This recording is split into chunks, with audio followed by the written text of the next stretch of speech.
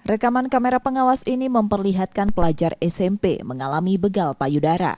Saat korban dan temannya tengah berjalan, kemudian pelaku yang melaju dengan sepeda motornya memegang dada korban hingga membuatnya lari ketakutan. Peristiwa ini kemudian ramai di media sosial, terjadi di Jalan Musiraya, Lorong Rawajaya, Kecamatan Saku, Palembang pada Selasa kemarin. Ibu korban menerangkan peristiwa tersebut dialami anaknya saat pulang sekolah.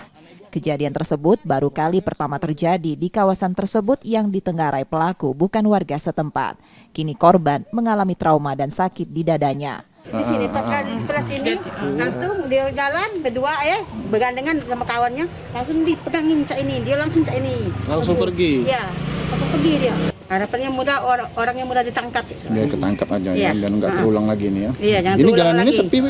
Sepi ini, jam 12 kemarin, kan dia puasa kemarin tuh.